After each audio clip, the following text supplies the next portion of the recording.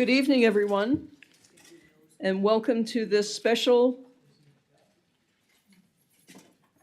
meeting in the Quispamsis Town Hall on our general and utility operating budget. I will call this meeting to order.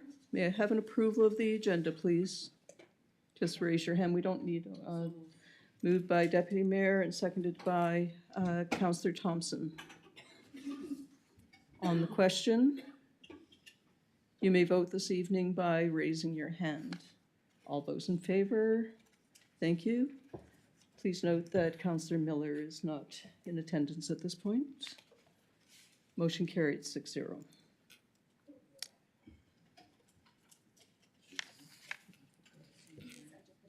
Few opening remarks. Just again want to welcome everyone.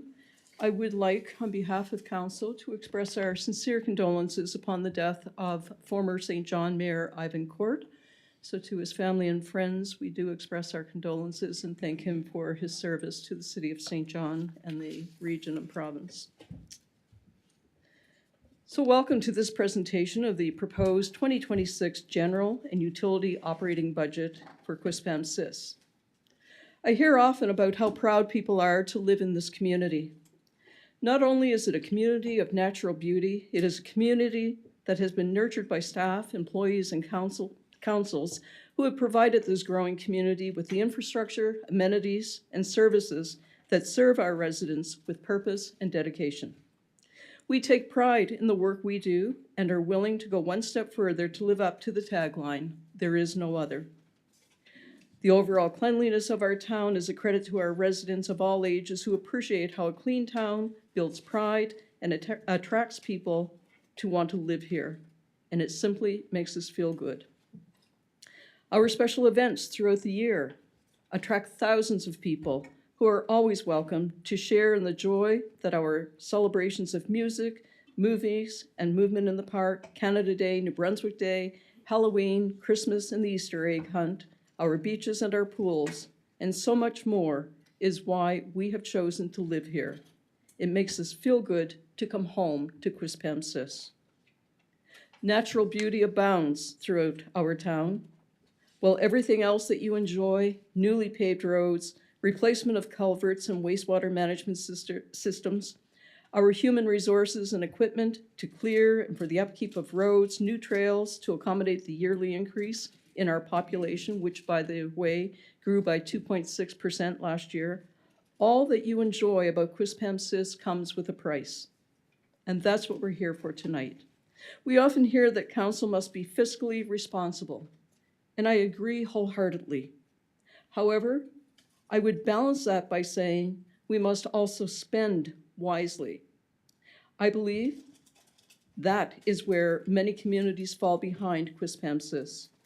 We seek balance to ensure that our growing community is not burdened by growth, but rather that we are prepared for growth. This budget will present some items that the faint of heart would shy away from. They would prefer to turn a blind eye, ignore our continuous population growth, and ignore the priorities identified on our strategic plan, our asset management plan, and our municipal plan. Staff and council must make tough decisions with taxpayer dollars. This is what we have been entrusted to do, and what I hope this council has the courage to do. Spending wisely means we follow our strategic plan. We have the inventory of all town assets, and we keep up with the repair and replacement of equipment when necessary.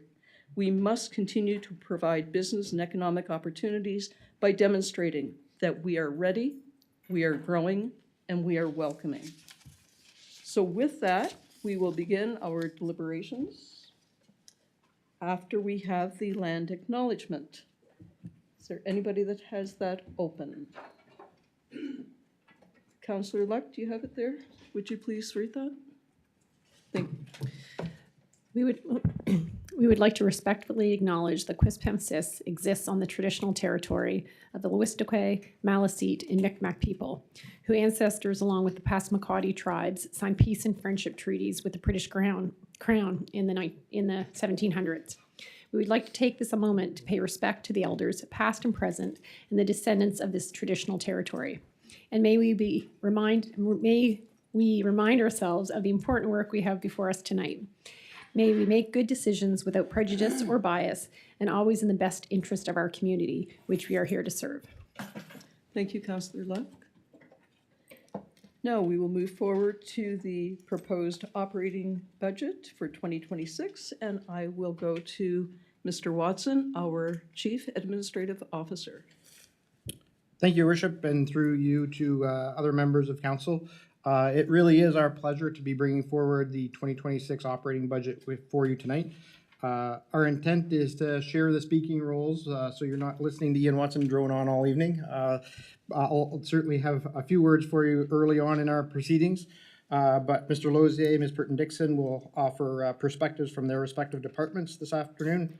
And our intent here is to get through that section of the operating budget, and then also make sure that there's time for Ms. Esty to offer the consolidated budget, the implications of the proposed operating in terms of total borrowing, tax rate, and against our proposed spend. So trying to pack a lot in here, but recognizing that there is not any pressure tonight whatsoever to make a decision. This is your first good look at this. Our opportunity for discussion is here for sure, but it can absolutely and should absolutely extend into our meeting on November the 4th. That said, we want to make sure that we have an opportunity for discussion this evening, and I think if we are able to cover off the presentation of the operating budgets, both general and utility, as well as the consolidated budget slides, that we'll be in good shape and you'll have a good framing for where we're headed. I'd be remiss if I didn't, though, not just thank Mayor and Council, but I need to thank staff.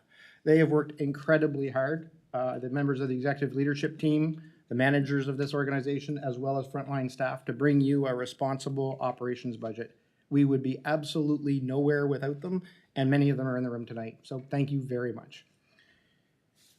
I think the other thing to mention is that there's been some questions asked already from our capital discussion, and I would invite, if there's time tonight to chew in on those, there may well be. But if not, then we would absolutely make sure we cover those on November the 4th. Recognizing, again, no decision tonight. Main focus is on operations, and we'll take it from there. So, I really wouldn't be doing my job if I didn't draw our collective attention back to mission, vision, values. And as you know, there's no morning cheer at Quispamsis where we go through the mission and vision and cheer and clap. However, we have agreed to these things at the highest level of the organization, and we've agreed to them collectively. So when difficult decisions do need to be made, that's when glancing at, referring to, leaning on mission, vision, and guiding principles can absolutely be helpful. Recognizing that these are not individual decisions, but rather council's decision and the town's decision. So it's our job to live up to these mission, vision statements. And on the mission side, council, management, and staff collectively provide community-focused service excellence and a forward-thinking commitment to sustainable growth, responsible governance, and engaged and connected residents, while recognizing a vision that Quispamsis is proud to be a vibrant, active community surrounded by natural beauty, offering a quality of life driven by exceptional services, amenities, and programs. And I think I'll just reiterate my thought from our capital discussion that in both mission and vision, the notion of being exceptional weaves through those words for sure for me. I hope they do for you as well. So again, to Mayor's comments, we're attempting tonight to balance the need to provide ongoing exceptional services to our residents with fiscal responsibility. And we've tried hard to do that, and let's launch our way into that discussion. Before we get into the details, I would draw your attention to the summary of change, sources of changes sheet. That'll be our primary reference for this evening. It is tabbed in your packages. So, and thanks to our clerk for helping make sure that that's all organized for you. So it's the sheet with green bars at the bottom, and the title of the sheet, 2026 Proposed General Operating Fund Budget, Sources of Changes. So I just get everybody maybe to that page because we'll use this consistently through our discussion this afternoon. Everybody okay? Okay. So with that, just like with capital, my interest is in making sure that you see the bottom line first, and maybe it takes the drama out of what could be, but and I don't think there really is very much here, frankly. But to say that in 2025, the total operating budget of the organization was $37.2 million. The 2026 request is for $39,311,632 for a change of $2,082,794, which represents a 5.59% increase. And you would see that at the very bottom of, about two-thirds of the way down on the total expenditures line for this on the sources of changes, as well as on this slide. They both match. And throughout our presentation tonight, that sources of changes will match the discussion on the slides.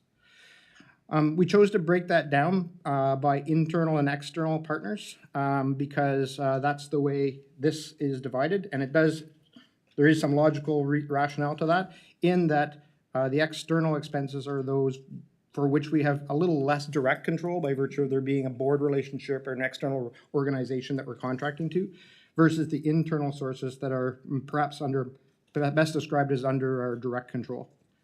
But when we do split that out, we thought it was important to highlight the percent increase in each of those broad categories, and recognizing that the total proposed increase among our external or partner expenses, so that's things like library, police, fire, COMEX, etc., and we'll get into the details here, but that total increase is anticipated to be 4.93%, while the overall total proposed increase for internal expenses, those services under our direct control or employment, before any transfers to reserves or to capital projects, is 4.82%.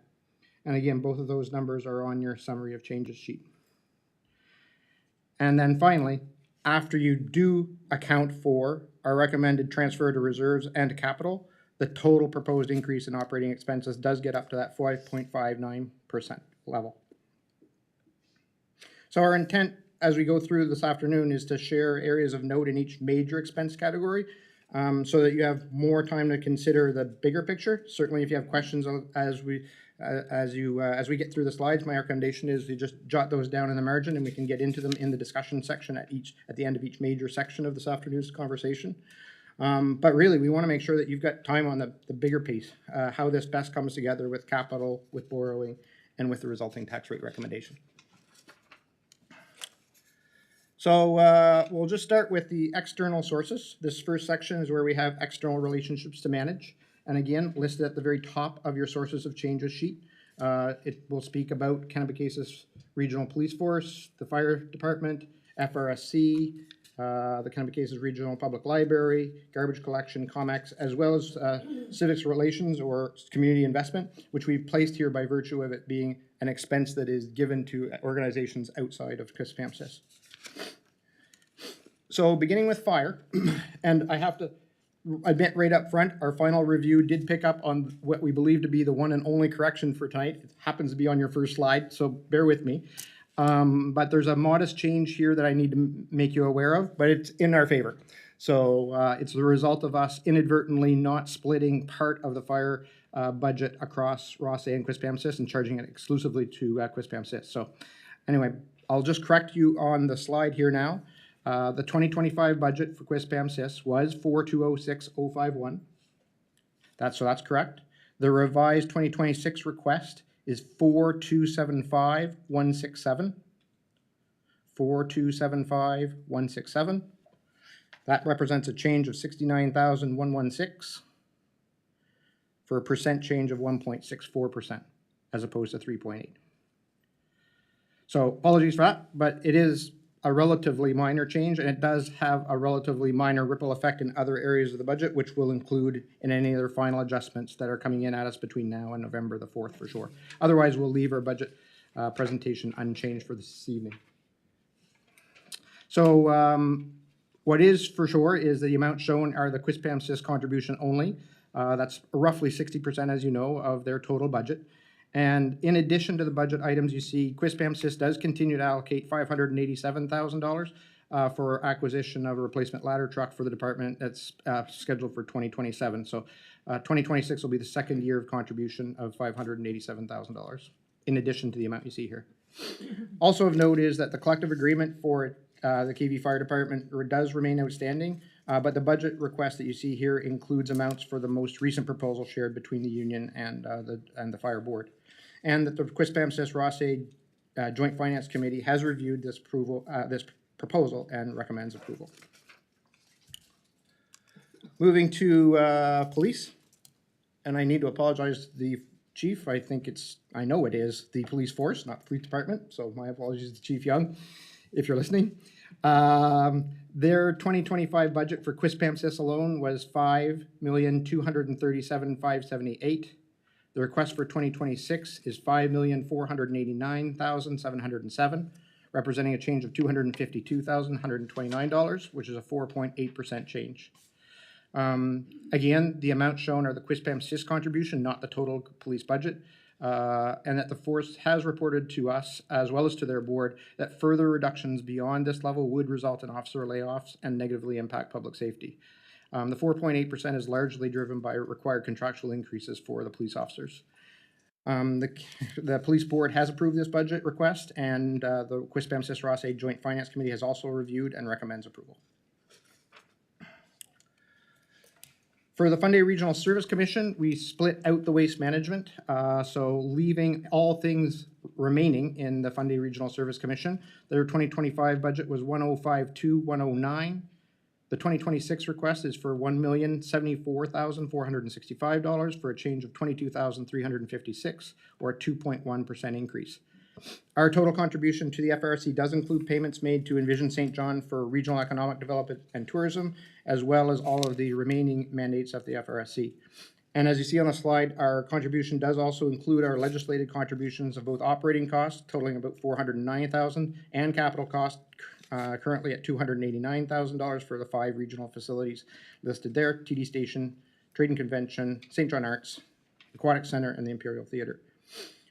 Finally, of note on FRSC is that the board is scheduled to vote on their budget on November the 6th, at which time these contribution amounts will be finalized. We're not expecting a material change from what you see here, and certainly if there was a material change, we'd bring that to you. For Kennepecasis Regional Public Library, their 2025 budget was for Quispamsis alone, $168,496. Their 2026 request is $192,295, for representing a change of $23,799. It does look like a pretty significant percent change, but again, the dollar numbers there are very low by comparison to the overall operating budget of the organization. And the increase is largely attributable to janitorial services that are required on a contract basis at the public library. The library board has approved the request, and Quispamsis and Rothsay Joint Finance Committee also recommends approval. Circling back to things related to the FRC, garbage collection and tipping fees, or waste management, is listed on your summary of changes as well. Their 2025 budget was $1,551,900. The 2026 request is a 6.4% increase to $1,651,800. Represents a change of just under $100,000. That is attributed, in the vast majority of that is attributed to a change in tipping fees, which we knew was coming. In 2024, we were advised of pending changes to tipping fees. So there's not been a significant increase in the total tonnage being sent to the regional landfill, which I think is kudos to the town residents and businesses in Quispamsis, despite community growth. So thanks for that, and recognizing that we are still required to obviously pay the required tipping fees for the amount that is required to go to the landfill. COMEX is another one of our external relationships in that it's a contracted service with St. John Transit. We are making a budget assumption here because the St. John budget has not yet been finalized, and that assumption is a 3% increase in 2026. Again, if there's a material difference between our assumption and what comes to be at St. John budget, we'd certainly advise you. We're not expecting that to be the case. That has not historically been the case, and it represents a change of just over $2,000. So an immaterial increase compared to the overall operating budget of the organization. And on civic relations and community investment, you'll see this one and think, wait a minute, now 149% increase, Ian, what's happening? And that's a legitimate concern, but really not a reason for concern at all. It is an increase of $55,737 compared to the year before, but that's exclusively the result of your decision to develop and approve a community investment policy, which calls for a standard allocation of operational fees. Operational budget from a previous year toward the community investment program. So it's gone up markedly for 2026, but once now established at that level, you will not see that level of increase in future years. And again, even now, a total of $93,000 is approximately 0.25% of the total operating budget, so 1/4% of the total operating budget of the organization. That's the total for the year. That's split between 2 award cycles. Yeah, thanks, Councillor Thompson. You're right. So that's the external sources. And if I could, I'll get into the corporate services and then invite Ms. Burton-Dixon and Mr. Lozier on their sections, after which I think there'll be time for a discussion. On this first slide, it shows as in their summary of changes sheet, it shows as general government services. That's a lexicon thing. I think I'm gonna still get my head wrapped around. I call it corporate services. I think I still will. But it shows as general government services on your summary of changes sheet. It's the same thing. And what we're asking for council's approval on here is an increase of $202,977 over the year, which represents a 5.4% change in this section. And you'll see the 2025 budget as well as 2026 recommendation totals there. The items of note, and this is how you'll find that our slides flow along, is that we've highlighted areas where maybe of particular interest to council or that represent more significant spends. The information technology enhancement is a major component of that dollar change in corporate services for 2026. But you'll see there's some pretty important pieces for us and in terms of our ongoing stability and development. One is replacement iPads for council. We recognize that your current iPads are nearing end of life, and so we want to make sure that you've got devices that work well for you. So there's a cycle of replacement that's anticipated in 2026. As well, you'll see a couple of software acquisitions. One is to track and report on our strategic priorities. I would offer that although we are well positioned with a strategic plan, with master plans and with activities or actions that are expected under those plans, we do not currently have a way of aggregating and displaying and tracking our progress against those priorities, either within staff, with council, or even more so with the public.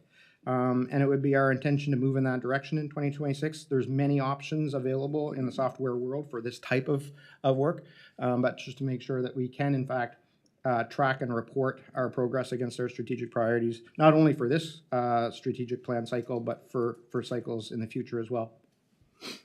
The second software acquisition that's proposed is software to further deepen our engagement with our community. You will recall our discussions with respect to consulting with a group that is using a software platform for public engagement with respect to both the Hampton Road and Gondola Point Road projects.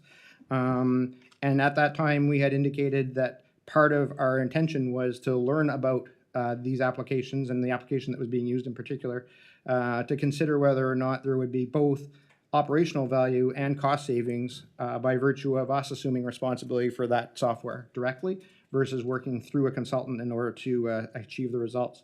And we believe that to be the case, and not to say that the software application specific that is being used by our current consultants for Hampton Road and Gondola Point Road is the solution. Again, there are several of these types of platforms available, but our ability to seek public input and engagement is primary, and it's been a focus of ours as well as in our strategic plan, which calls specifically for improved methods for council to communicate with the public. So we believe this remains an important enhancement that will assist in that regard. And certainly our work on Hampton Road and Gondola Point Road projects is indicating that to be helpful. You'll see mention of an Azure migration to stabilize our technology infrastructure. For those that aren't familiar, Azure is really the Microsoft version of Amazon Web Service. It's a platform that supports or hosts many services, and it's a particular benefit to Microsoft users like we are. So ensuring that we're on that platform to ensure ongoing stability. And you'll also see reference to end-to-end process automation to streamline core operations. Well, there's a bit of a mouthful, but our intention here is to recognize that from an end-to-end perspective, we've got a whole bunch of processes that we do really well in 3 or 4 or 5 chunks, but we do not have processes that are necessarily defined or tracked from end to end. So for example, somebody who is interested, an individual or an organization that's interested in making a subdivision application, being able to track that application, being able to ensure that we are meeting service level expectations, that we get flagged when we are not, or when we are exceeding service level expectations, and further, the integration of that application with our finance system are all pieces that will be facilitated by this end-to-end process automation. That's just one example. There'd be many, many processes within the town that would be suitable for that level of activity and will help reduce our need for band-aiding a whole bunch more by adding manual processes which are labor intensive and instead replacing them with pieces that will let our staff do what they're good at, and that's problem solving and optimizing services and finding new and better ways to do the work that is before us on a day-to-day basis. Excuse me. And then finally, on the IT side, I see reference to increased user training. That is a function of us recognizing that all of these applications are only as good as the humans that are operating them. So we want to make sure that folks have access to the appropriate training and ongoing training to make sure that adoption is strong and that we don't inadvertently buy a nice software system that ends up on a shelf and that we're not consistently using to the benefit of our own operations and more importantly, to the benefit of the residents of Quispamsis. That summarizes the IT section of that 202,000. There's another few that are perhaps less salient in terms of total numbers, but are still maybe of interest to you. There is a recommended stipend increase for mayor and council of approximately 1.8% proposed in 2026.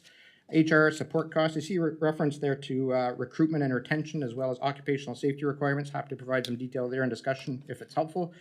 It's a relatively small amount, I believe in the order of $30,000 to $40,000 in total. And then we have received a public liability insurance reduction of approximately $16,000. So that's to the good to recognize our strong claims history in that area. So that's in the general liability area for the town. So with that, I offer thanks, and I'll turn it over to Ms. Purton-Dixon for community. Thank you Welcome, very Ms. much. Burton-Dixon. Thank you very much, Your Worship.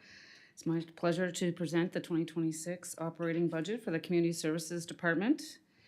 The 2026 Community Services Department operating budget is recommending an overall budget increase of 4.6%, which equates to $257,000. The Parks and Facilities budget remains unchanged, with arenas and pools seeing an increase of almost $200,000, a 7.5% increase. The proposed 2026 funding ensures that we are retaining the same level of service in both departments. That being said, each department has several small operational projects, all of which are asset management related. In parks, you'll see town staff will be replacing the Ritchie Lake Boardwalk, the roof on the covered bridges at the Qplex and at Means Cove Park. And there's also a new line item for pest management, which would be the grub control. In arenas and pools, in the QMA in particular, you'll see a new floor scrubber, replacing dressing room doors, dehumidifier controls, etc. And in the Qplex, in the pool area, there will be piping replacement, table replacement, diving boards, and an installation of concrete near the pool slide. So also just a friendly reminder, the Qplex is, believe it or not, 15 years old next year. So a lot of these assets that I'm speaking of are at the end of life. And with the ice at the Qplex and the rest of the facility, we will be requiring the replacement of water softeners, a sprinkler tank inspection, as well as dressing room hallway tile replacement. And the overall increase is under 1% of the total proposed operating budget of $39 million. Thank you, Your Worship. Thank you. We will move forward to transportation services, please. Thank you, through Your Worship.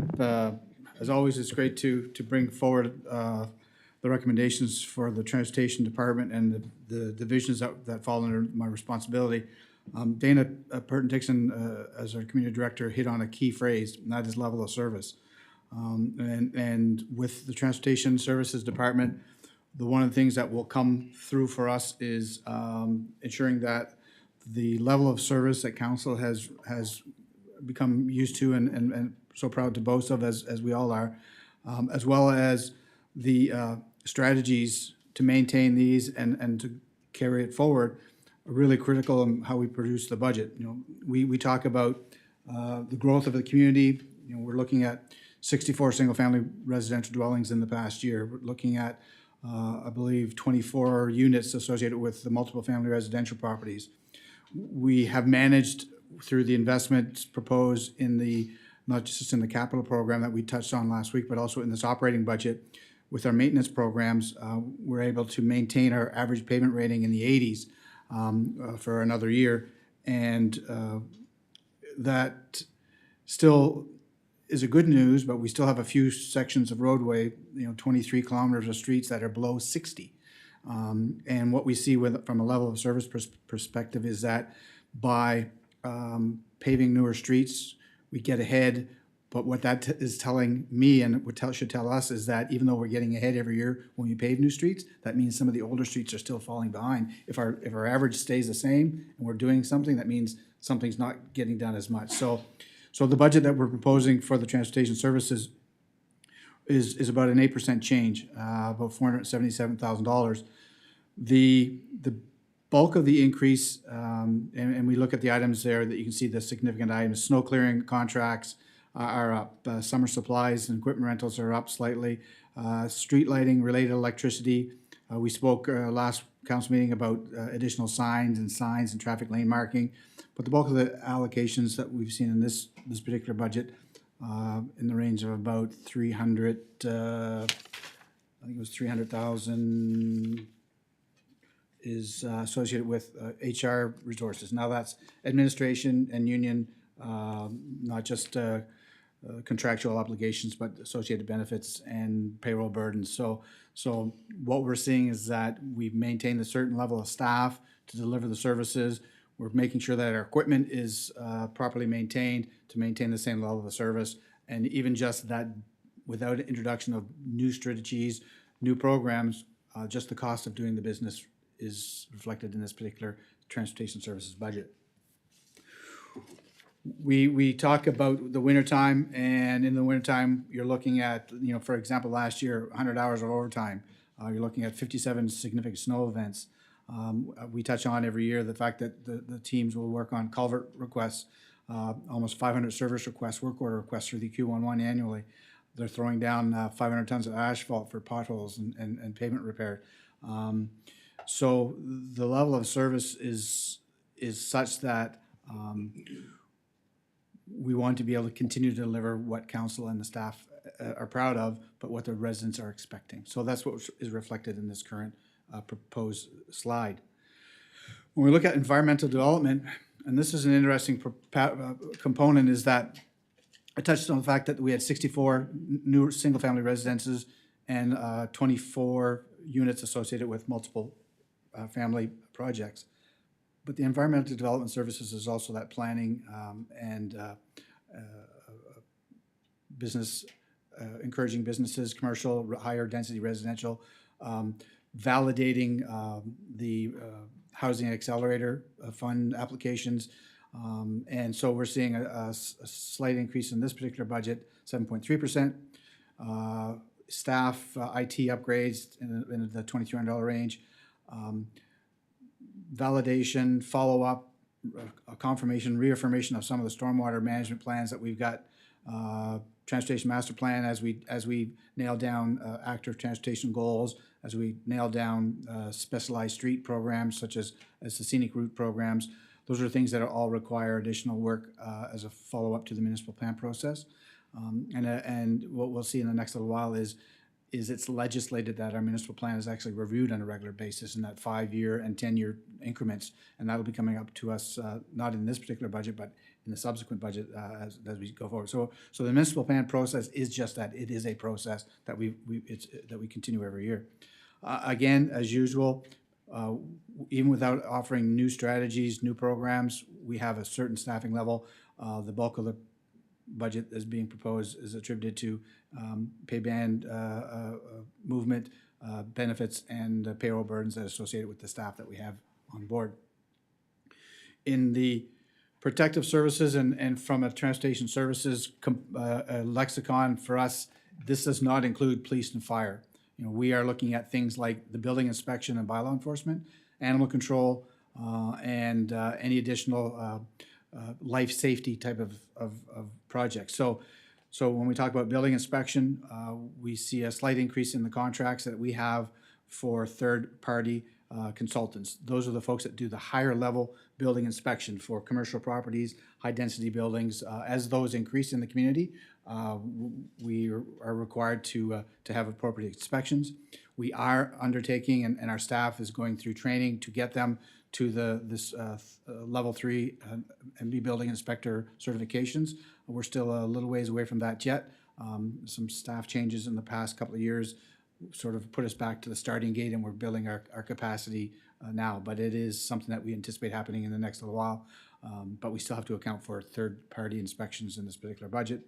The new animal control with NBSBCA starts us with a 2.4 contractual increase.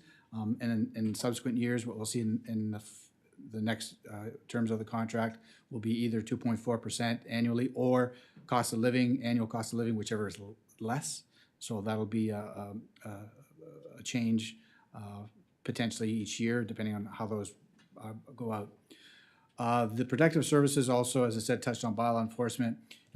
It does not include the police and fire, or it does not include any additional human resources for non-bargaining unit enforcement. So those are detailed in other HR slides. So we're seeing in this particular slide a change of $29,000, which is roughly 6.1%. Those are the positions that and the slides that I have, and I'll return as they say, I'll yield my time to our CAO. Thank you, Mr. Loge. We will return now to Mr. Watson, please. Thank you, Worship, and through you to members of council. Next line item, which is now we're about halfway down your sheet of sources of changes, the staffing increases. And you'll note at the bottom of that sheet refers to 2 new positions, bylaw enforcement and IT support, both of which were discussed at our previous meeting specific to HR related matters. But you'll see here that there's actually a decrease in the amount of additional required in 2026. In 2025, there is a total budget of $408.25. The 2026 recommendation, though, is only for $161,883 worth of salary amounts for new positions. That's $238.9 less than the previous year. But it does include this allocation of $161,883 does allow us to address a single person for bylaw development and enforcement. And we're using both of those words deliberately to make sure that we recognize that that a position that is brought into the town is not necessarily only, well, it's not our desire for that person to be only an enforcement officer, but rather somebody to help us develop a cohesive and updated set of bylaws that are appropriate for the enforcement portfolio. So there'd be certainly some significant development work there as well as enforcement.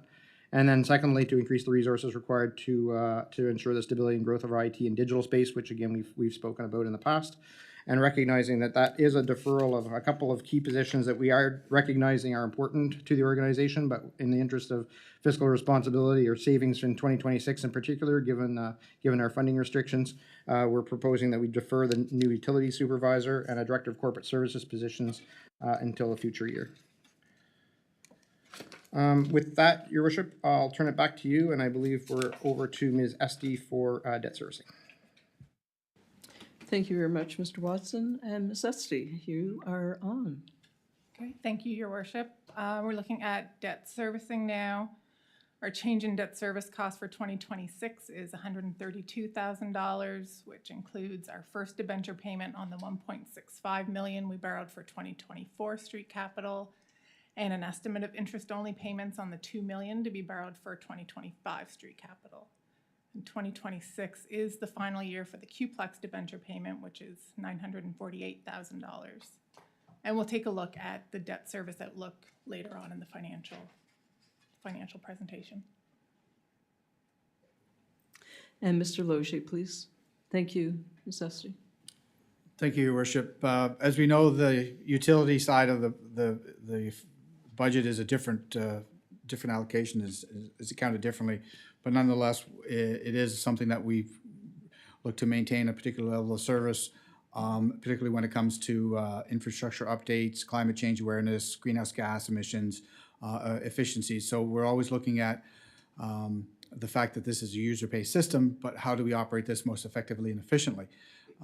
But the thing is, you cannot get away from, we'll figure it out, but we still can't get away from the electricity, and the electrical charges seem to be the most significant things that we come across annually. Of note, however, with our new pump stations, what we're seeing in our monthly billing is that the new wastewater pump stations that are putting in place are more efficient. They are requiring less electricity to run.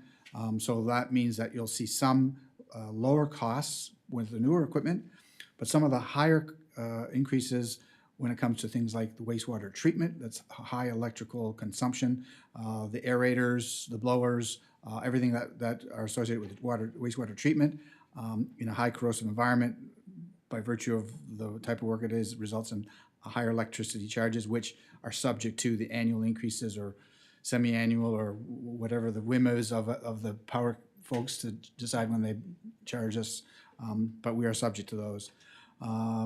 We have introduced, if council recall, last year's capital program, a net zeroing program for the lagoon. The solar panels are just about being finalized at the lagoon, and we're working with NB Power to get to a net zero program. That is, if we can feed some of the power that we produce back to the grid, we can see some reduction in some of the costs. What we're going to be focusing on for 2026 will be to offset. We're aiming for 18% of our electrical charges at the lagoon to be covered under the solar panel program that we'll be finalizing here in the next couple of months. And if that's successful, that gives us the opportunity, if we can convince NB Power to let us go back to the grid, we can generate a little bit more and reduce our costs accordingly. But where it is as a pilot program, we have to really wait to see what the panels will generate when it comes to electricity. So the electrical charges are one of these things that it's a wild card, but we have to account for worst case, which is what we're doing in this particular budget proposal.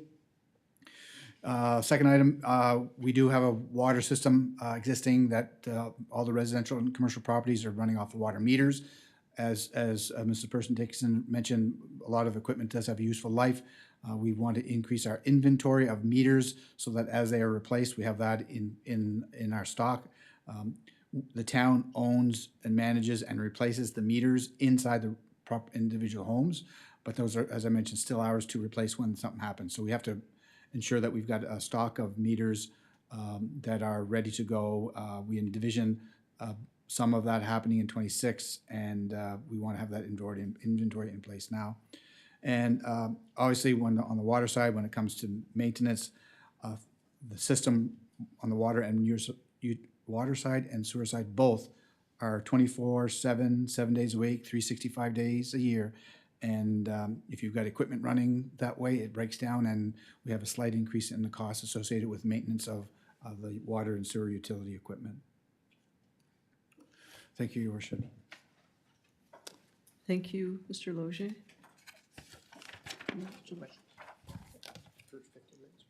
So for about 15 minutes, if you have any questions on what you've just heard, this is on the operating budget.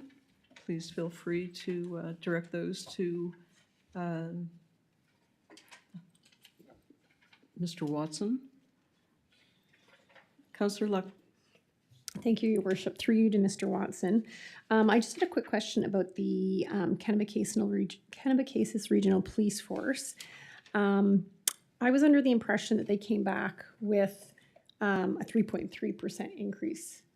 So I'm just wondering if you could speak to that. I didn't know if it was a typo or...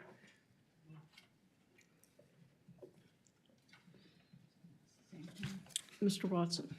Thank you, Worship. Through you to Councillor Luck. Appreciate the question. Just give me 1 sec to cycle back through the final briefing notes that were provided to the Joint Finance Committee.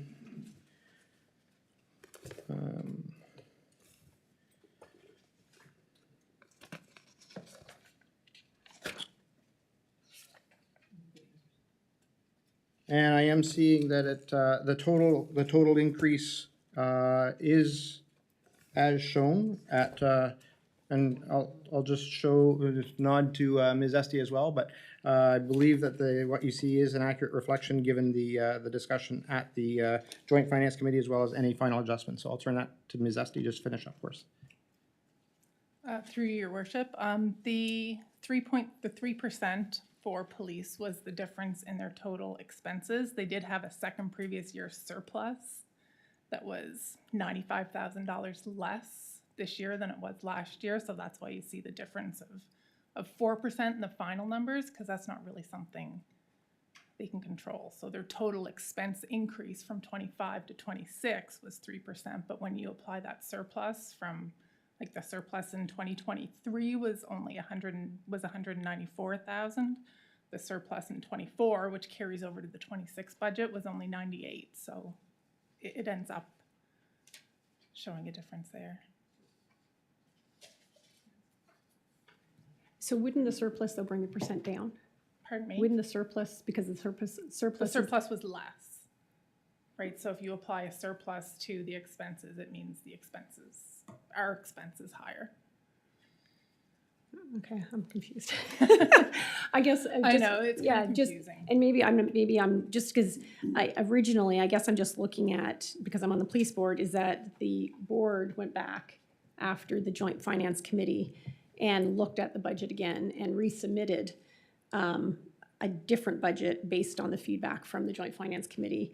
And the budget that was resubmitted was 3.3 based on, it was a surplus of 672,614. So it was 9.6 million and change. The Right. surplus was that, so it brought it to 8,599,000, Right. which was a 3.3% with the surplus applied. The 3.3% is only on the expense line, because when you look at the 2026 amount, after the surplus was applied, it's 8.98, which is 4% higher than the 8,599. Okay, so is that 4.8%, is that still, like, are we still giving them, I guess, the money that they asked for after yeah, they came back? I guess that's Yes. that's really, at the end of the day, Yeah. that's my question, is they've decreased what they were asking for. Originally, it was 4.8, and maybe that's why it's throwing me off, is just maybe by, Yeah, and by again, I think flukage. that was before the application of the previous year's surplus. So they brought that down to the 3.3. thank you. Thank you, Councillor Luck. Thank you, Ms. Esty.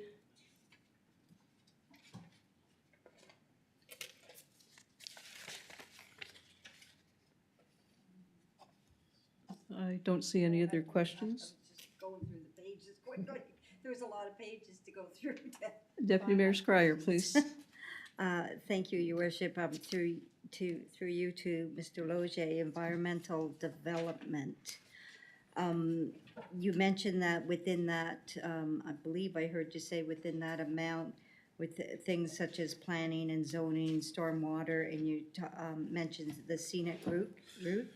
So is there dollars within that 810? Through your worship, when we talk about the municipal plans, what it is if we recall, we had a transportation master plan that had a couple of components that hadn't yet to be resolved, that required additional study. So things of that, where we would do the follow-up, the scenic route idea, some AT questions. So the municipal plan process is essentially just a continuation of the studies themselves, not of actual on-ground work, but it's making sure that we have the appropriate policies and in place. For the stormwater component, for example, we're creating a specifications document so that when a developer comes to the town, we can identify to them, if you build stormwater structures in the town, this is the style, this is the scope of work that you have to undertake, build it to our specifications, but we have to have those specifications to give them. So that's what these are, just a continuation or an evolution of plans that we've already started. Okay, and so just following up on that, so that would be an evolution of the scenic route plan dollars would be in that. It's in the there. evolution of the transportation master plan, which had, that was one of the divisions under the transportation master plan. Okay, And it's a follow-up to what we've seen and heard from the Hampton Road streetscape exercise, as well as the Gondola Point Road public consultation exercise. It gives us a little bit more meat to put on the bones of a policy of a spec, of an expectation document that we can then use forward, carry forward for strategies in the future. Okay, so for next year, okay, great.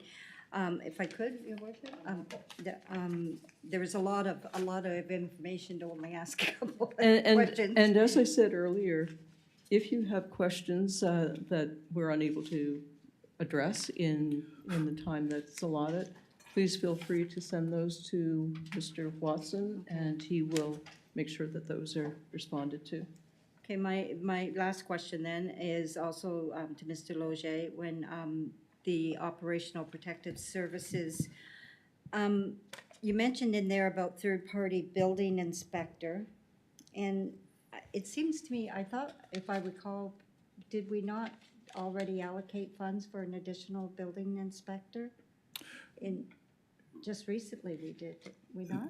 We've got a planning review and permitting officer or clerk that we've brought on board, but this is for a higher class inspector. So you have to have, under the provincial requirements for building inspectors, you've got a level 1 inspector who can do residential properties, level 2 can do residential and 2 families.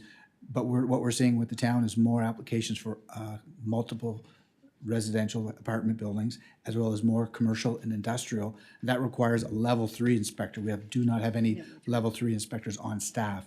As I mentioned earlier, our staff are training towards that, but they're not there yet. So we have to go out and engage the services of a qualified level 3 inspector under an hourly contract. And it fluctuates, and what we found last year, our budget was not adequate to cover the amount of questions and the follow-up that was required, so we've adjusted the budget, projecting that we'll have similar types of applications in the coming year.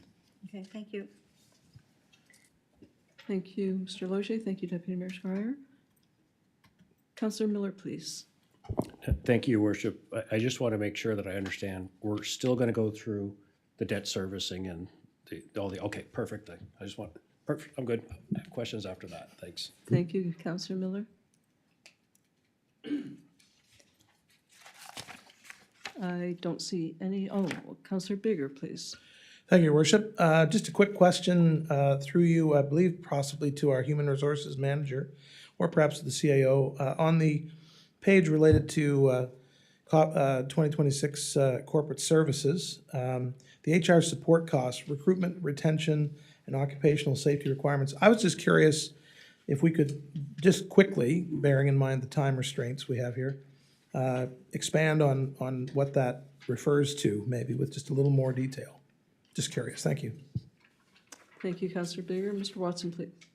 Thank you, Worship. Through you to Councillor Bigger, and with thanks to our Manager of Human Resources, who has been highly instrumental in this file, obviously. The recruitment and retention pieces refers largely to a software application that does help us hire the right people and then manage and support them to do their best work with us. It dovetails nicely into our performance management plan so that we understand our employees well, we understand our workplaces well, and therefore we can see the match or any mismatch and address that through performance management. So that speaks largely to the recruitment and retention piece. The occupational safety requirements are largely associated with new WorkSafe New Brunswick expectation for hearing testing for our staff, which obviously we want to take seriously and address as early as possible, so in 2026. And additional enhancements to our working alone practices to make sure our staff who are working alone are safe when they're doing so. Thank you, Councillor Bigger. Thank you, Mr. Watson. Councillor Miller, please. Thank you, Your Worship. Actually, I do have a question that doesn't pertain to the next set. About 3-4 weeks ago, the Workplace New Brunswick announced that rebate checks are coming out again. Last year, we were very lucky, or I guess the whole province was lucky. We got $220,000 back. Have they actually sent out the letters yet? I know this wouldn't go through, but I don't know if we know what amount we got. Don't know yet? Okay. Mr. Watson, please. Thank you, Your Worship, and thank you, Councillor Miller, for the question. We're aware that a letter is pending. We have not yet received it. Thank you. Councillor Donovan, please. Thank you. I'm just looking at the corporate services section here. My question would be for the CAO. I do see that there's a stipend increase for the mayor and council of approximately 1.8%. So I'm assuming that 1.8% would be of the Is it of the 200,000? Is that what it is, what it would be of? Or so it's 1.8%. I'm just thrown off because I believe a couple weeks ago we had discussed, because typically during the election cycle, we would, either approve an increase for the next council or not do it. And I assumed that I thought that we were all on the same page, that we weren't going to have an increase. So I'm trying to figure out what the 1.8% is. Your worship, if I may just defer that one to Ms. Esty for a slightly more detailed explanation of that line item. Ms. Esty?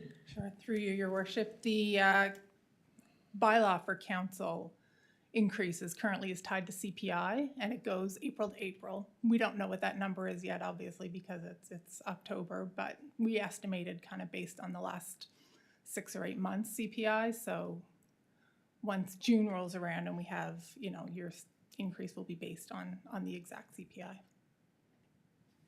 So it's a place marker until that time, Right. essentially. Yep.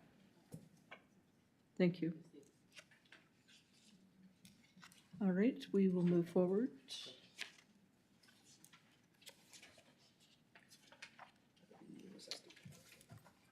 Ms. Esty.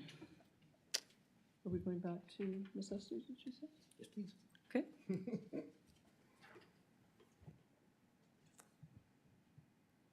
Okay, now, thank you, your worship. Now we'll look at how all of this comes together.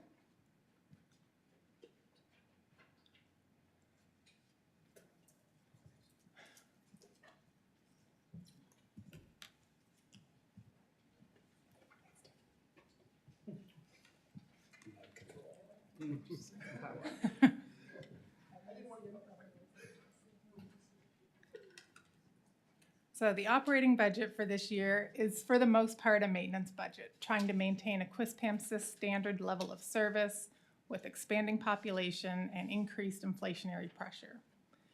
The operating budget is $39.3 million, an increase of $2 million from 2025. Although unchanged property assessments were frozen for 2026, Quispamsis still saw growth of 2.6%, equaling $1,018,321. We are estimating an increase in some other revenue areas as well and are recommending an adjusted tax rate increase of 2.18 cents to account for the remainder. This represents 1.73% on the tax levy. Because of the assessment freeze, we use the same average house value from 2025, and the slide just breaks down how much of an average tax bill goes to each of the various items, general government, parks, a couple other different areas.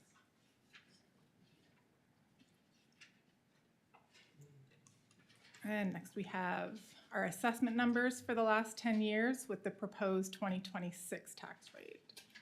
So our assessment base has increased by 71% since 2017. And using the proposed 2026 tax rate, our tax rate will have increased by 0.17 cents.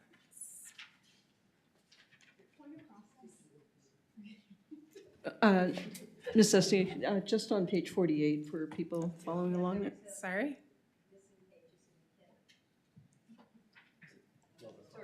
Sorry to interrupt. Go ahead forward.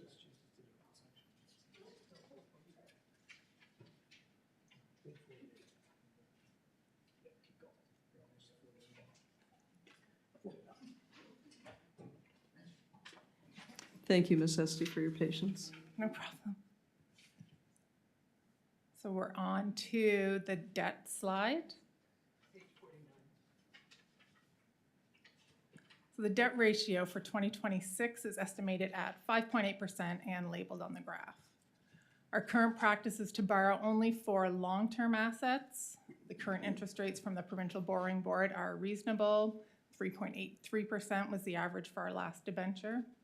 And borrowing allows us to spread the cost over the useful life of the asset rather than coming up with it all up front. For 2026, we are recommending borrowing $5 million for the funding of Phase 1 of the Works facility and $8.2 million for various streets, including the Hampton Road streetscape. We do remain hopeful of federal and provincial funding to offset these costs, and if awarded, the borrowing requirements would be reduced. So the blue bars represent our annual borrowing cost in millions. The green line is our debt service ratio. And the orange line is the upper limit for debt service, which is about 20%. Our maximum recommended borrowing amount for 26 and 27 will see our debt service ratio increase to about 10.5% in 2031, which is still below the recommended limit.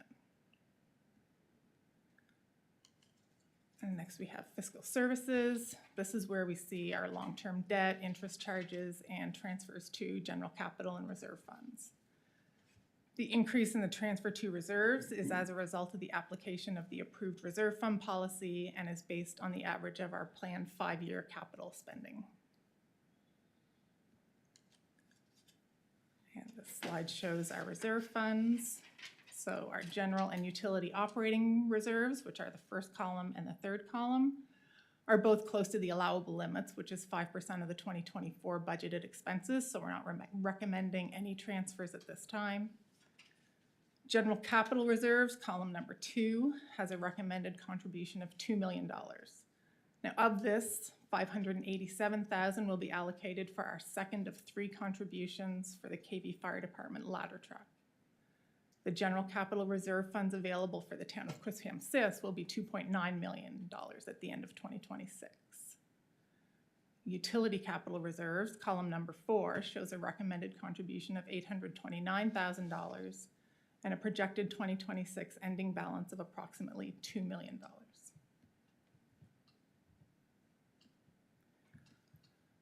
So, to wrap it up, recommendations for the 2026 general budget include operating expenses of $39 million, capital expenses of $17.5 million, which is after the application of CCBF, Department of Transportation, and new fiscal capital renewal funding.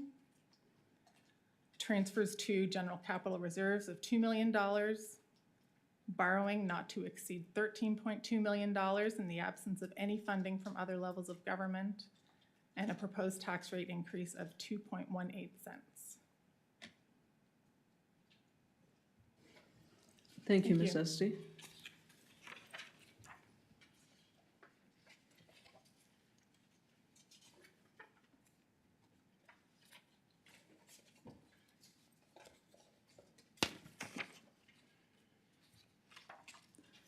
Now, if there are comments on that?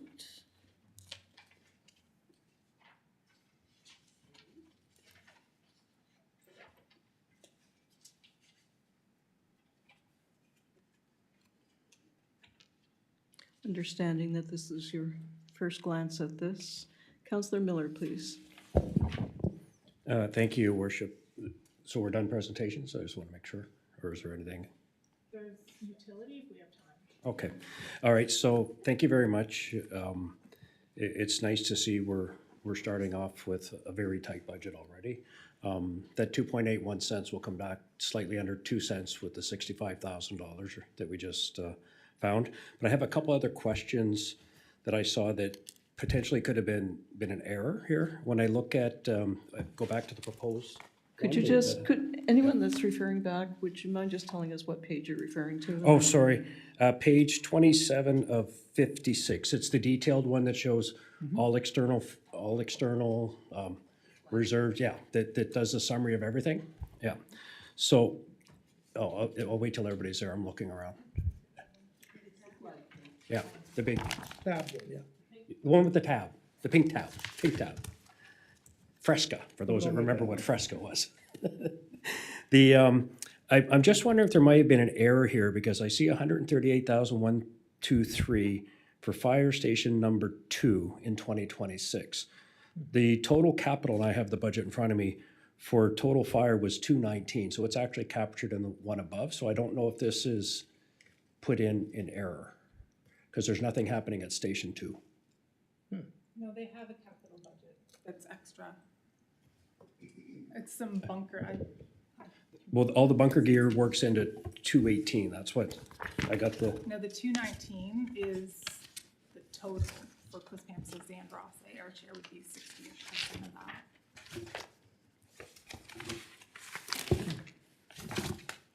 Okay, so the 219 is a total and we're 138 of it?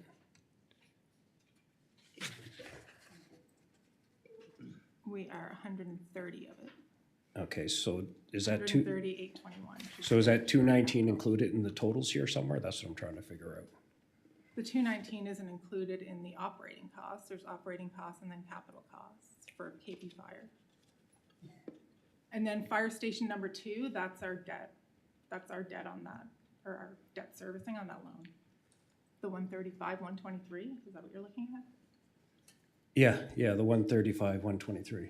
So that's our debt costs on the loan we took out to cover Station 2. So okay, this is the first time I've noticed it in here. Okay. So it's not going to the fire department, it's going to pay back our debt, but it is a fire cost. Okay, I see what you're doing. All right. So my next couple questions, and I'll just summarize it at the end.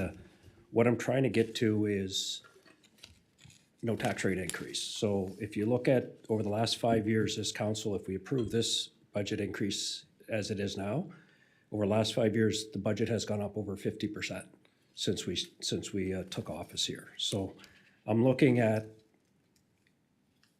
we need to, if we reduce by about $530,000, because we need 600 and some thousand to get down to zero. We had 96,000 on the fire. I see $2 million going into transfer to reserves. I understand the concept, how we do it for the next 5 years, but to be quite frank, we haven't agreed on those next 5 years. We haven't even discussed them. There's some items on there that have never come up in discussion that are on that. So we're increasing to increase the budget by 2 cents to increase it up to whatever, 5%. We're adding an extra 2 million in reserves.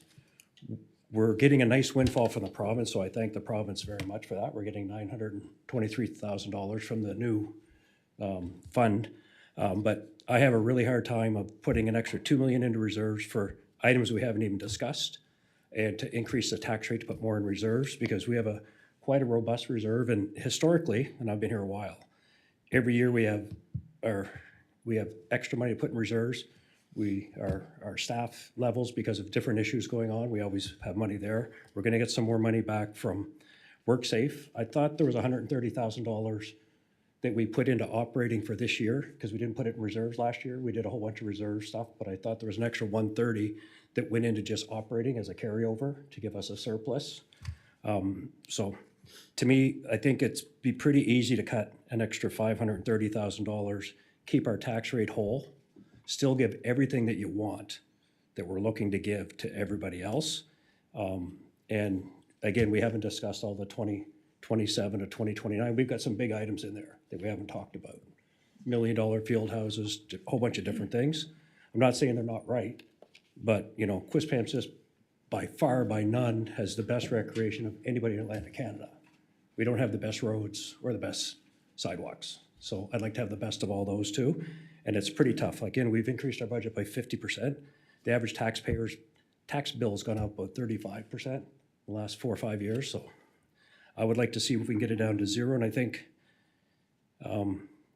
keeping it whole is still very responsible, and give everybody a little bit of a break, because everything else is going up 4 or 5%, and it's kind of to settle it down. So I think it's a pretty easy thing to get it down to keeping it the same just by tackling the transfer. There's other few little things like our staffing budget. If people start in February or March or April, you could save a few $100,000 there.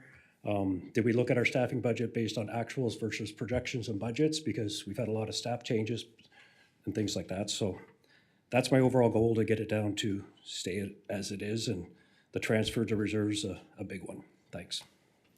Thank you, Councillor Miller. And I would like to remind people that we have lost about 20%. Was it 20%, Cheryl, of our staff over the last, how many years? 3 years, 4 years? So, and also there's a policy that we agreed to for reserve funds. And there is a purpose for that. To have those reserves, we do have a fire truck that we have to pay towards, and to have that in reserves is going to allow us to move forward. Anybody else have any comments? Again, we're going to look at the entire budget on the 4th. Deputy Mayor. Yeah, thank you, Your Worship. Through you to Ms. Esty, I just want to clarify the pie chart. The figure that it's showing, the average household, house in Quispamsis, I think it was 367 net worth or value. That calculation, is that based on the new tax rate? Or is it based on the old tax rate? You used the same assessment, so you did do an increase, okay. So I guess, yeah, so the fear is when the assessment is lifted as to what's going to happen with assessment rates is going to be the big question on most people's minds, I would think.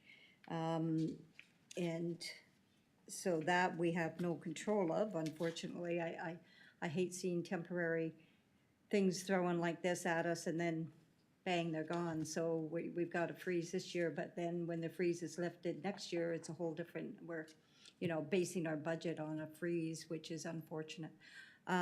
So not unfortunate, but I mean, it's just for 1 year, it's temporary. So when it lifts, it causes a whole new host of issues that the town will have to deal with. So I just wanted to make sure that people realize that if you do increase the tax rate and then next year the assessments come off and assessments start going up 10%, if they even put a cap in, and hopefully the fiscal reform will deal with that, you could see some pretty hefty increases in taxes in the next couple of years. So just wanted to make that one comment when we're going through this. Thank you, Deputy Mayor Scryer. Anything further? Again, if any questions should come up, please direct those to Mr. Watson. You can feel free to email him. Councillor Bigger. Thank you, Your Worship. I'm certainly intrigued by Councillor Miller's points, and I guess I just wondered if perhaps either through our CAO or our Director of Financial Services, if we could, is there any reflection that either of them might want to provide just currently in this meeting regarding that? I'm thinking about the Deputy Mayor's comments as well.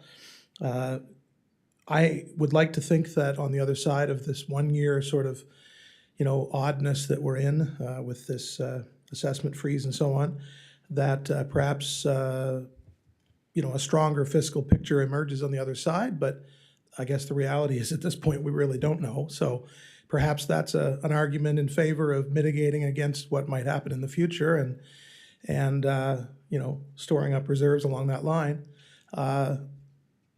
Then again, I just would be interested if there was any feedback about whether it be best practices in regards to, sort of reserve funding and so on and so forth. So I just welcome any comments. Thank you. Thank you, Councillor Bigger. Mr. Watson, please. Thank you, Your Worship, and through you to Councillor Bigger, and I'll certainly defer to Ms. Esty as well for additional commentary. The allocation that's recommended for transfer to reserves, capital reserves, is a reflection of the policy that Council saw and approved earlier in the year. I do appreciate this is an awkward year to be implementing that policy by virtue of the challenges that we have in front of us. However, and I also do want to recognize as well, Councillor Miller, your comment about we need to understand that 5-year capital plan well because it's driving that calculation. I agree. In fact, I had heard a recommendation from a couple of folks around the horseshoe that suggests we should have dedicated time specific to that topic early in January to make sure that our 5-year capital plan is matched appropriately against our strategic priorities. Again, I agree. What I would note, though, is that our 5-year capital total has not changed by virtue of the adjustments that we've suggested. Hasn't changed substantively since the changes that we recommended for 2026. In other words, the grand total of the 5-year capital plan is roughly the same as it has been for a while. So in other words, what change that would drive in terms of a change in capital reserve contribution, I believe, Ms. Esty, I'm looking over at you, $105,000 difference by virtue of the change that we have suggested for the 5-year capital plan. Recognizing it is just a plan. that things can get deferred and changed along the way, and that we're approving an annual budget on the basis of what we believe to be prudent for the following year, but with that 5-year horizon in mind. The other piece I would add is that deferring a contribution to capital reserve doesn't improve our long-term picture. It provides more challenges moving forward in that we have significant, as you know, significant asset management requirements facing us, and we want to be able to cushion any impact of borrowing requirements by virtue of having amassed a reasonable capital reserve that matches again against that 5-year capital plan projection. So I think for all of those reasons, it would be staff's recommendation to continue with the capital reserve contribution in accordance with the policy. We'll certainly take council's direction if that's council's wish overall to do something different, but that would stand as the recommendation to help offset future costs. Thank you, Your Worship. Thank you, Mr. Watson. Councillor Miller, please. Thank you, Worship, and thank you to all who've spoken. I'm not against the fire truck. We voted for that, so that's got to be in there for this year and next year. I cannot vote for something that we haven't talked about. There's $1 million ball fields. There's $1 million to Ganola Point Beach. There's $700,000 for an arts and culture redo after we do a $25,000. And when you start looking at 27, 28, those things we've never talked about. So having a policy is great, but talking about it after we vote for it, I'm just saying keep the tax rate the same. You can still put in more than I would like to in the reserve. You can, instead of putting 2 million, you put in 1.48 or whatever the number is. You keep the tax rate the same. We still got a very healthy reserve. We got, if you add them all up, we got over $6 million worth of reserves in there. So, and we know we're going to get a little bump here from our friends from New Brunswick, Workplace New Brunswick. So I cannot vote for something. We can't talk about it in January and vote about it now. So it's kind of the cart before the horse. So I understand the policy. But I've been here for 14 years. That 5-year plan has never stayed the same, ever. I can go back and show you. It's always changed. They were placeholders. And I tried to talk about it last meeting. We didn't get to talk about it. I've got a list of things I think shouldn't even be in there for this year. That's a whole different discussion, but that won't change the operating. That won't change what we got to do. It just maybe we borrow a bit less. That's it. I can't raise people's tax rate yet again. Again, the average consumer is paying about 35% more since we've taken office. And so you want to raise it again. So I don't care about the tax rate. I care about what I pay. And I think most people do. So right now, I think Councilor Brigger just showed me, I think Ross's keeping their tax rate the same. So to me, we can easily do this. I cannot vote in favor of putting $2 million on stuff we haven't even talked about and raise people's taxes for that. So next year is next year. I'm talking about this year now. So thanks. Thank you, Councillor Miller. And certainly, we will have more robust discussions as we move into November 4th and discuss the entire budget. I do believe that a robust reserve is important. I just happened to look up Miramichi, 27 million in reserves. Riverview, 18.9 million in reserves. And St. John, 33 million in reserves. So if there's anything new that anyone wants to say, we will entertain that. If not, we will go forward. Councillor Miller, you have something new to say to what you've already said? Yes, just to your comments, because I did the same thing last year. Dieppe is putting it in for their police and fire. There's reasons for them to put in the reserve. We need to have something to put it in for. We've got lots in our reserve. It's easy to pick and choose. And last year when I said different things, you said, we'll have to worry about ourselves. Don't worry about other people. So let's just worry about ourselves. We do not have a major thing to put it aside for right now. So we do have a healthy reserve and we can continue on that as well. So I just disagree with the way we're putting $2 million aside without even talking about it. So let's go. Thank you, Councillor Miller. Councillor Luck, please. Thank you, Your Worship. I guess more so I want a bit of clarity maybe from Councillor Miller in terms of a comment that he made. So it sounds like based on your calculations, if we could find 600,000, we could keep the tax rate the same. 540 now. Okay. And again, I think that, I'm definitely in favor of keeping our tax rate the same. I just, in terms of just the cost of everything else right now, I think that, you know, that would be my preference, is to keep the tax rate the same going into this coming year, because just all the additional expenses on gas and groceries and everything else has gone, you know, is hitting people really hard. And, you know, I guess going back to some of our capital conversations, there is some wiggle room as well that we haven't kind of solidified. I think that it would be possible to find that money somewhere, even if we can still put some money in reserves. I'd like to think that we could find some of that amount out of capital or other things, so we could keep the tax rate the same. That's my perspective. Thank you. Thank you, Councillor Luck. Deputy Mayor Scrier, please. First, a question to you, Your Worship. I just want to understand the process, because I still have questions about certain items that may be in the budget or may not be in the budget. So am I hearing tonight we're going to talk about those on November 4th? Yes, anything that is not in the discussion tonight will be discussed on November the 4th. Okay, because I still wanted to, much to Councillor Miller's dismay, I'd like to discuss the Gondola Point Road. Not being in the budget or any, but I think I heard Mr. Logier said that there could be some funding in the asset management, the traffic, transportation policies. So I'm not sure on that. I'm still confused on that one. I just wanted to make a comment about the reserves, and it's this, that it's not that we won't have a project, and we're not making up projects. We know Ms. Dane Perrin-Dixon has brought forward all sorts of things that our community would like to see. So we know that there's going to be projects. We know that some people would love to see the Qplex, a roof put over the pool.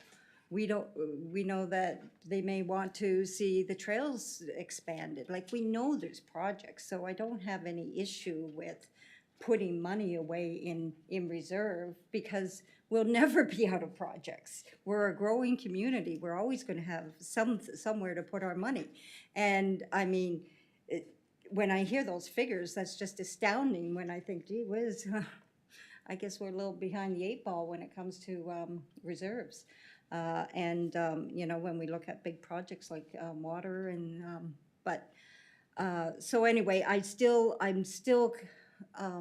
have faith in the policy. I think it's the right direction to move, but that's up to council to decide what they want to do with it. But, you know, it gives us some control in my mind. Thank you, Your Worship. Thank you, Deputy Mayor. Mr. Watson, please. Thank you, Worship, through you to members of council. Appreciate this conversation very much, and obviously, staff will take the direction of council overall when decision time is made. Just an observation about our capital requirements, though, and I appreciate the Deputy Mayor's comment about there always being projects. There will certainly always be projects.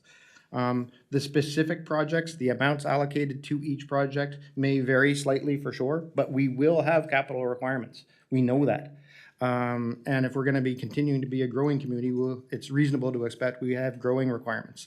That aside, I would refresh council's memory with respect to our capital conversation that landed on the fact that 73% of what we are proposing to allocate in 2026 alone is for capital renewal. It's not for net new. So I would just exercise caution on the notion that there's a high degree of flexibility in the amount allocated to capital over the next several years. Again, specific projects and amounts allocated to those projects, I would hope that council would be trusting and staff to bring reasonable estimates forward for those items. But regardless, there will be a total there, and the total over 5 years has not fluctuated significantly over the last couple of years. Thank you, Your Worship. Thank you, Mr. Watson. So I believe that wraps up our discussion on the operating budget until November the 6th. Want to do utility? There's a utility section, I think. Okay, so who would like to start that, Mr. Logier or yourself? Mr. Logier, please, on utility. Utility operating budget, the last couple of slides. Again, presenting the revenue and the fiscal services, I believe that would be Ms. Estes' presentation, yeah. I did the operating one and the debentures and things. The bank lady is over there. I'm just the spender.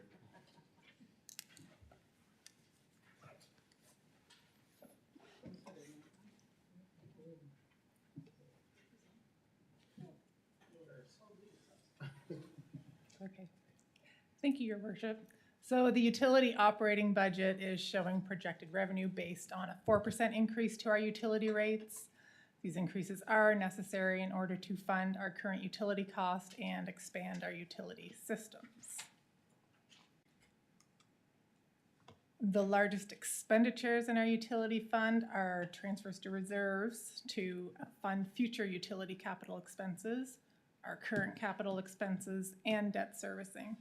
Utility assets have long service lives but are very expensive to build, which makes borrowing a reasonable funding option to keep our utility going. And last, we have utility fiscal services. So our debt costs are increasing by $82,000, which is made up of estimated interest-only payments on the loans for Cedar Ridge and the Gondola Point Lift Station. The transfer to utility capital reserves is a result of the application of the reserves policy. And the transfer to utility capital has been reduced as a result of the application of the new capital renewal funding. Thank you. Thank you, Ms. Esty. Any questions about what was just discussed through Ms. Esty?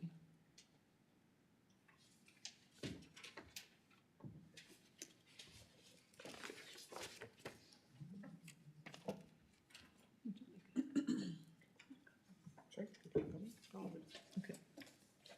Councillor Olson. Thank you, Worship.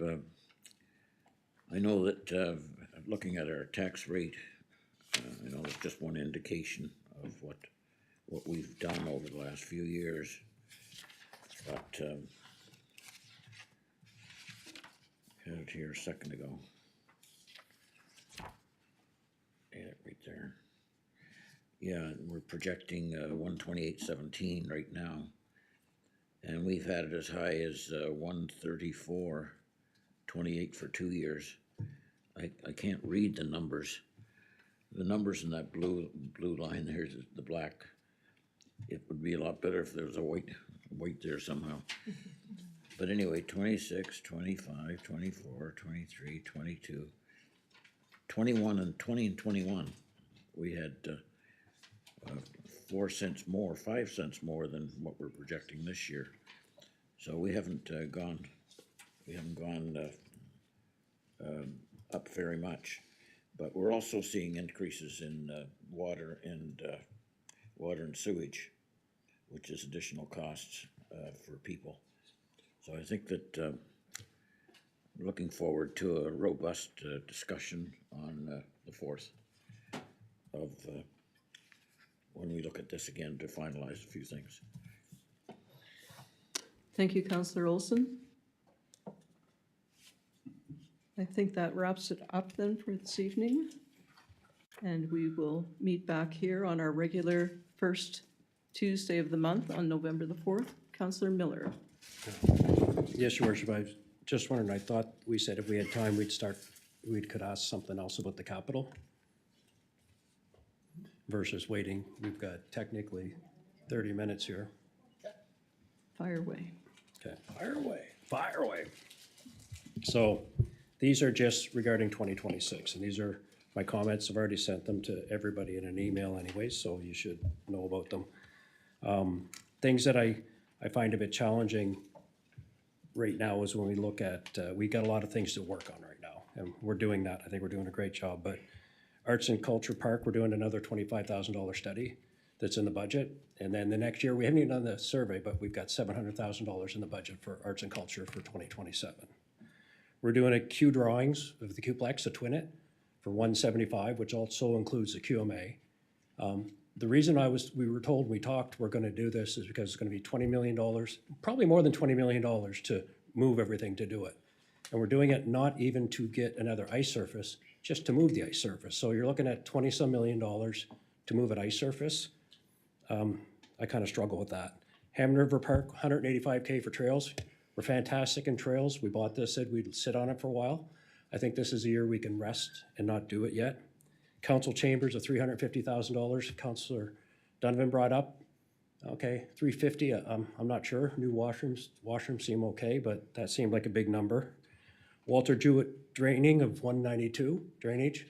I've talked to people that run KV baseball, plus people that actually play baseball there. Said, yeah, you get a few puddles here, but it's not so bad. Said the memorial's a lot worse. They said there's a lip on the side, it doesn't run off. But $192,000 to fix a little bit of drainage seems like an awful lot right now. And then again, without getting into it, and this is what I talked about earlier, we got millions of placeholders of stuff we haven't even talked about for 2027 on. We've got new fields, we got new field houses, we've got $1 million for Gondola Point Beach that we haven't even talked about.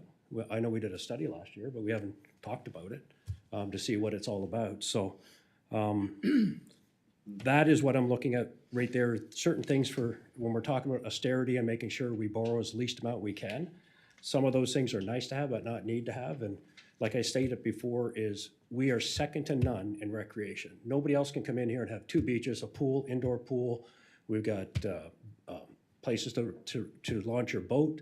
We've got more trails than anybody else. We've got a splash pad. We've got lots of stuff. We're second to none, but we're not second to none in roads and sidewalks.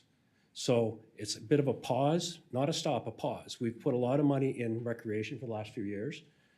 It's time to put a pause and let's get our roads and water done. And this won't hurt. And to me, these are new things. They're not nice. Like you can fix them, but we've already got a lot of trails.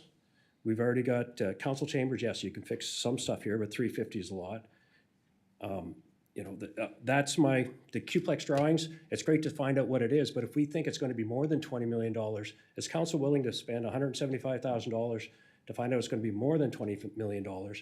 Not to get an additional rink, but just to move from the QMA over to the other one. So, and the Qplex is a very expensive spot. It's a great spot, but just this year we got $850,000 of capital put in for K-cubes and everything else. So, those are the ones that I brought up, and that's without even getting into the 2027. So, I'll let everybody else see if they've got anything. Thank you, Councillor Miller. I would caution council that when we hear anecdotal stories, unless they are professionals that we have hired to do the studies, there's a reason. We have certain standards as a municipality, yes, we do, we have certain standards that we must live up to in order to have the fields and the equipment and the amenities that we have. We have to make sure that, for example, the QR trail is plowed and salted or sanded or whatever it might be. So we do have certain standards that we have to live up to. So for someone to say, oh, the puddles weren't too bad, I didn't get, my knees wet, we can't always go on just what other people are saying. There has to be a standard that we live by. This is why we do studies, in order to get the professionals telling us exactly what is necessary in order to do. Now, whether or not we do that, I understand that it might be too expensive to take a study and say, whoa, this was far more excessive than what we thought it was going to be. But unless we do these studies, we're not going to know. There's nobody here who's professional in those areas. So I think we do have to be cautious. I'm not saying that we have to dismiss it, but I think we do have to be cautious about how we move forward. As far as our policy on reserve funds, we need reserve funds. We have been 2019, CBCL did a study on water up on the Millennium, down Cedar, and along the Hampton Road to see where it was most needed. And that's the loop that we are going to work with. And that was done through a study. So we don't know these things if we don't have the experts tell us. And we need that water. We have a proposal for buildings on this street, on the Hampton Road, that will not come here if there is no water. And I'm talking apartment buildings that will help with the, with the housing crunch, but it will also bring people to this area. So yes, we need to provide, when the population grows like ours does, at a minimum of 2.6% each year, even during a bad year, then we need to be prepared for that. We can't guess and wait and try and catch up. Other communities have played catch up, and it doesn't work in their favor. So I would just caution people to make sure that just because so-and-so said something, or maybe a business person said something about the way that we govern our community, that is not how we work. We are not a private business. We are not a household. We are a municipality. Mr. Watson, please. Thank you, Your Worship. I appreciate the comments, and I appreciate Councillor Miller's interest here as well. Just maybe a point of clarification moving forward here. Certainly questions that members of council have for staff between now and the November 4th meeting. If you have those in advance, feel free to forward them to me, and I'll make sure that we have a response ready for you, so we're not starting from scratch then. With respect to the capital budget, I would point out that the community services budget represents 9% of the proposed total capital budget. So $185,000 cut to that budget actually is 11% of their total. So I think I would invite council's consideration about the balance that is appropriate. And again, we'll certainly take council's direction, but I would encourage consideration of that balance, recognizing that people come and live in Quispamsis by virtue of the community services and amenities that they know are here. And I agree, they're great.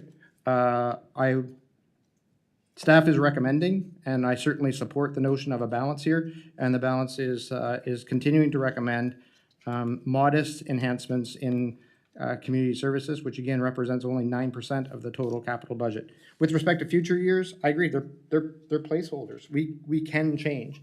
And the only thing that currently is driving is the total is what matters at the moment with respect to its driving of the capital reserve allocation. And we can certainly get into the details of that. Time simply does not allow us to have a robust, full discussion of the 5-year capital plan between now and the time we need to approve this budget. So I would suggest that our time is best spent on being sure about what the capital looks like for next year in particular. I appreciate your comments that the operating budget is tight. I agree it is. So if there's room, it's likely on the capital side. And I would just encourage that balanced consideration that community services represents 9% of the total capital budget, general government or corporate services 3%, transportation services 88%. So $185,000 cut from a transportation services budget, for example, is only about 1% of their budget, where it's 11% of the community services budget. So just context again for consideration. We'll certainly take council's direction, but welcome the consideration of the balance. Thank you, Your Worship. Thank you, Mr. Watson. Councillor Luck, please. Thank you, Your Worship. Just wanted to make a few comments, just actually building off something that you had said about playing catch up in standards, and then also kind of listening to Councillor Miller. I struggle, but when I think about catch up in standards, I think that we're going to be here doing that with our roads and infrastructure. We talked about water, we talked about roads, and it's absolutely no reflection. I think we are absolutely blessed in our community to have such great community services. But I think when you look at our capital costs and our projected capital costs just for asset management of all the amazing services that we already have, I do have concerns about building more. And I appreciate your point around, as our community grows, but we do, as our community grows, we also need to have decent roads. We need to have water to support that. Mr. Logier had mentioned about, we're kind of staying flat in terms of our grade for pavement, meaning that because we're only investing so much and we're kind of using the really good new pavement is offsetting the quality of the old pavement, meaning that because that percentage is staying flat, we're going to have more and more roads in the future that are going to need more work. So I find it really hard when I look at, again, the money that we're investing. Again, I love our trails. I use our trails. To Councillor Miller's point, when we purposely, made that decision to buy the land at Hammond River, it was as kind of a holder so that we'd have access to it when the time was right. So again, that was only a few years ago. That was really never in our, short-term plan. So I don't think that, I think that's a nice to have versus a need to have. And then again, to what Councillor Miller said, is I think there needs to be more discussion around, we're almost spending $200,000 on Qplex drawings. And I do wonder if it's, again, is that a nice to do versus a need to do when we look at the roads, the water, and all these other really big ticket items that are going to cost us money, and all the upcoming assets, beautiful, amazing assets that we have that are going to need continued asset management over the next number of years.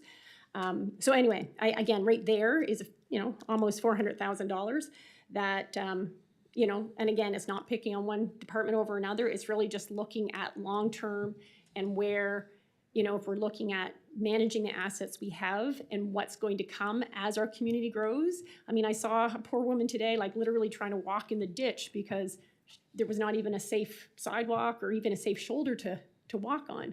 And we talk about, exceptional services. That's not just for recreation. It's exceptional services for all the different things that our residents expect from us, and that is including kind of infrastructure. So anyway, I struggle knowing that, we only have so much money to go around. And, right now I do feel, looking at what we're going to have to pay and what we're going to have to spend over the next number of years as a growing community, is that, our priority right now needs to be asset management for the resources that we have already, which are wonderful, as well as looking at water and roads and for infrastructure that is right now, literally, some of them are crumbling under our feet. So that is my take on it. And, I'll be voting for the budget accordingly because of those things that are rumbling around in my head. But I am trying to be responsible with the limited funds we have, and also understanding that our residents are, feeling the crunch, just everyone in society is. So, there's only so much money to go around, and I think in terms of being a community of choice, and we have to look at what that means. It's also being able to live with a quality of life because you actually have money to do so. So Thank you, Councillor Luck. Deputy Mayor Schreier. Thank you, Your Worship. I just want to talk to Mr. Watson and Ms. Esty about consideration for capital borrowing. Some would argue that long-term capital debt borrowing is okay. And I tend to be one of those people when rates are low, which they are right now. Rates are very low. Didn't they just drop it again? So I look at that and I say, when is the time to borrow? Not a few years ago when rates were high, but rates are quite low right now. And the length of time that it takes us to complete a project is astronomical in my mind. Like 10 years or 7 years, whatever it is, to replace wastewater management for the Cannabacasis River, our natural beauty. And I know it's contingent upon getting money from the feds and the province, but I look at it and I think, holy smoke, we're so dependent on transfers from other levels of government. And I totally expect them to be there. It's not letting them off the hook at all.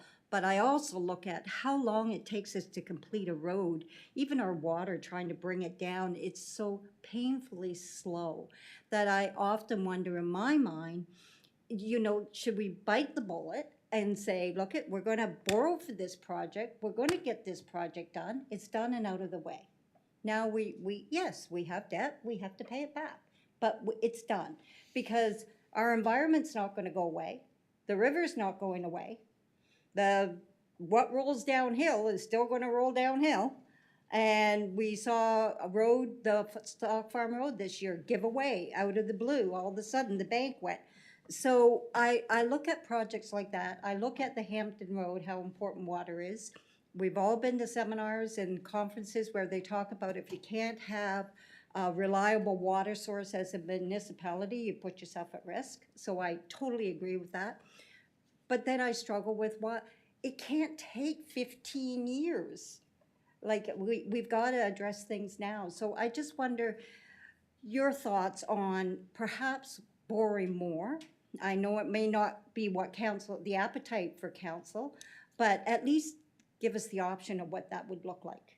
And would that be a good thing for us to do or a bad thing? And then we can have the debate. I just put that out there. Thank you, Your Worship. Thank you, Deputy Mayor. So you have looked this evening at the operating budgets. Those are separate budgets for the engineering department, separate budget for the community services department. When we put all of these together with our protective services, our FRSC, that budget is fed by the taxpayers of Quispamsis. So I hope that when we come back, that we will be open-minded, that we will look at what lies before us for 2026, that whether the development, as we've already started with water, continues, and that has our support, that we recognize that just as the police is one budget, fire is one budget, engineering is one budget, community services is one budget. So to take from one to give to another, I think we have to think very hard about that. So I will ask now for a motion of adjournment, moved by Councillor Olson, seconded by Councillor Deputy Mayor Scryer. On the question, please raise your hand for yes. Motion carried unanimously. Thank you very much. Have a good evening, and we'll see you on November the 4th.